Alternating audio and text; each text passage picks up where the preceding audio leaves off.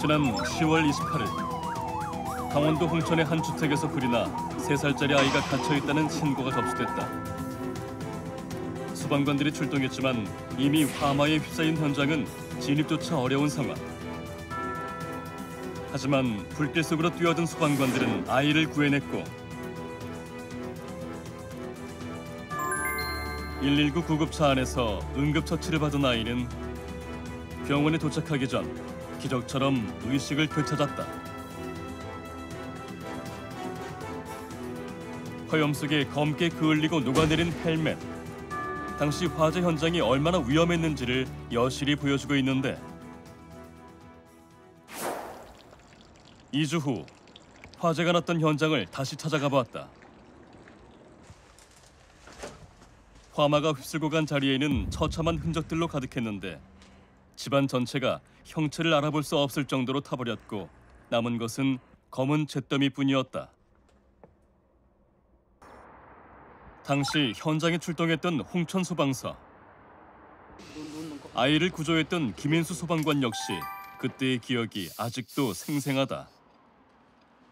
올라가서 현관에 보니까 벌써 현관에는 밖에 불이 붙어 있고 겉은 그 화염이 밖으로 돌출되고 있었어요. 안방을 찾았어요. 안방을 찾으니까 그 이불 위에 이불 속에 아기가 마치 잠을 자고 있는 모습으로 그렇게 애를 발견해가지고 애를 들어서 환자 평가를 해보니까 애는 마치 죽은 사람 모양 축 처져 있더라고요. 그래서 호흡이 있나 없나 호흡뺨을 대보니까 간신히 호흡을 하고 있어가지고 제가 쓰고 있던 공기호흡기 보조 마스크를 우리 동료 보고 씌우라 그래가지고 씌워서 저희 구조대원들이 장애물을 제거하면서 밖으로 나와서 구급대원한테 인계를 했습니다. 뜨거운 불길 속에 헬멧이 녹아내리는 줄도 몰랐다. 그저 오직 아이를 구해야 한다는 생각밖에 없었다고 한다. 신속하게 아기를 구조해야 되겠다라는 그 일념 하나였었기 때문에 4층에서 1층으로 내려간 건 지금도 저는 기억이 없어요. 어떻게 내려가는지. 누군가의 목숨을 구하기 위해 자신의 목숨을 내거는 사람들.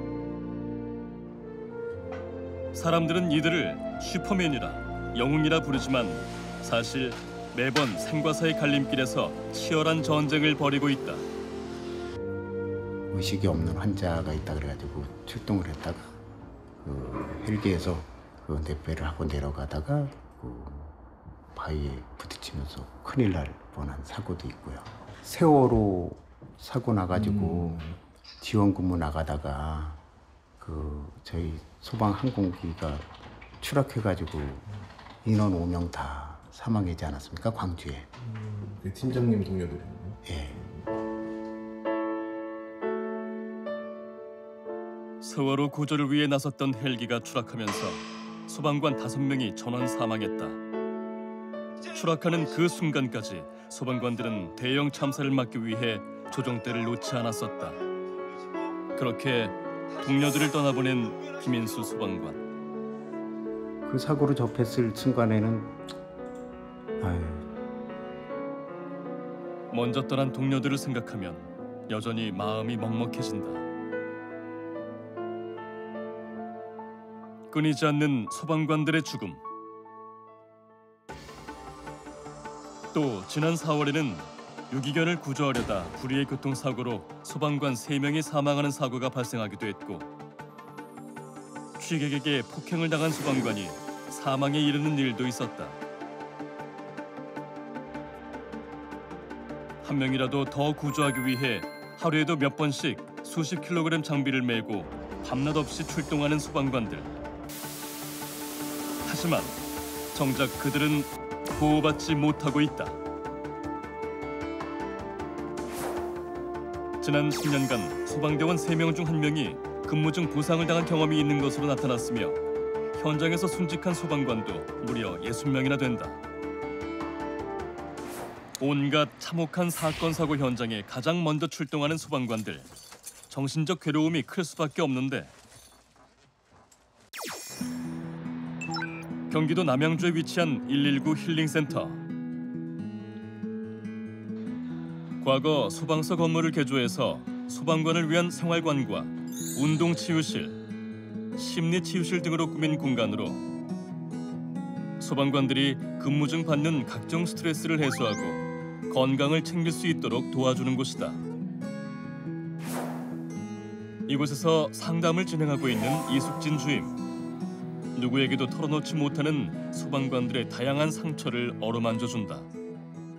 저희가 진행하는 상담은 사실 직무 스트레스 관련 상담이고요. PTSD가 의심되는 직원들이 PTSD 해소할 수 있는 프로그램을 진행하고 있고, 개인적으로 상담이 집중적으로 필요하다 하는 직원분들에 한해서는 전문기관으로 연계하는 프로그램을 진행하고 있습니다.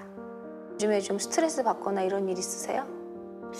최근에 많이 피곤해요. 스트레스원이 들어왔을 때 상담을 하다 보면 수많은 소방관들이 알게 모르게 커다란 마음의 병을 앓고 있는 경우가 많다고 하는데,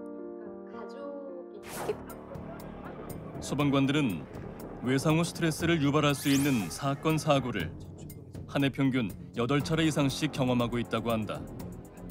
일반인의 무려 10배에 달하는 수치. 실제로 2018 전국 소방공무원 정신건강 전수조사 결과에 따르면 전체 소방관 10명 중 1명 이상이 최근 1년간 자살을 생각했다고 답할 정도로 소방관들의 치유되지 않은 마음의 상처는 큰 것으로 나타났다.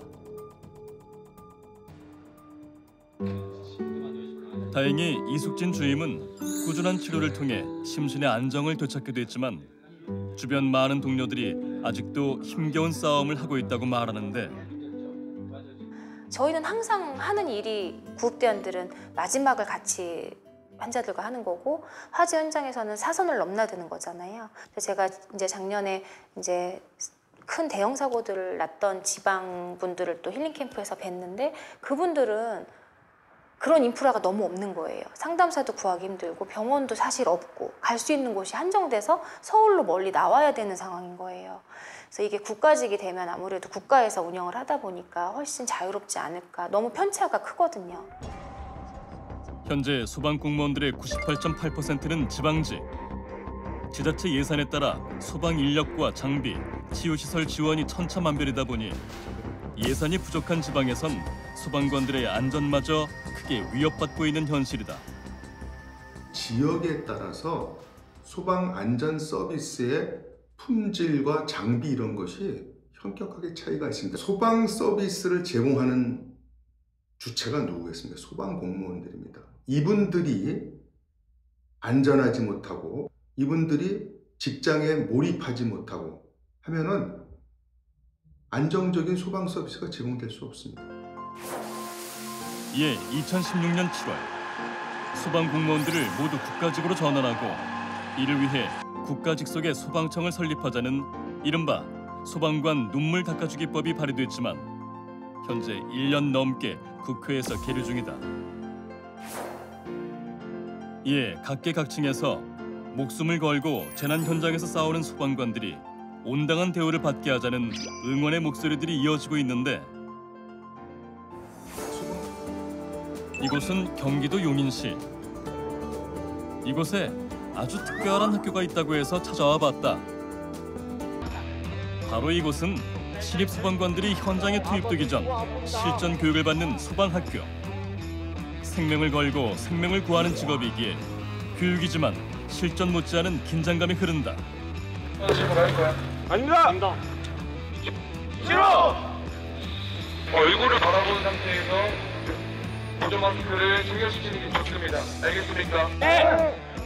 얘는 안 던지지. 얘를 잡고 앞에를 나오고 놓고 난 뒤에 얘를 잡아서 쭉 당겨줘야지. 당긴 게 풀린지 갈 거 아니야. 그렇지. 아직 모든 게 익숙하지 않은 새내기 소방관들이지만 열정과 사명감만큼은 그 누구 못지않다. 장애물하기 요구도자 발견. 환자분 괜찮으세요? 괜찮으세요? 의식 없음. 외상 확인. 외상 없음. 요구도자 1명 발견. 의식 없음. 외상 없음. 인명구조 실시하겠음. 좀 더 안쪽으로 들어가서 허리춤까지 내려가서 안면부를 바라보고 아래에서 위로. 재난의 현장에 가장 먼저 들어가고 가장 나중에 나오는 소방관들. 이들은 우리 시대 진짜 슈퍼맨들일지 모른다. 국민들께서 소방관들이 그렇게 고생을 많이 하고 있다는 것만 알아주신다면은 일할 때 더욱 뿌듯하고 자랑스럽게 일을 할 수 있을 것 같습니다.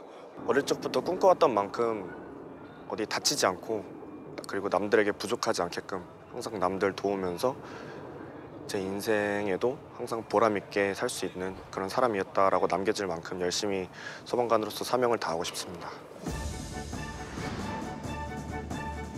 119를 부르면 언제나 달려오는 그들. 그들은 영웅이지만 초인은 아니다. 이제는 대한민국이 그들의 눈물을 닦아줄 119가 되어야 하지 않을까?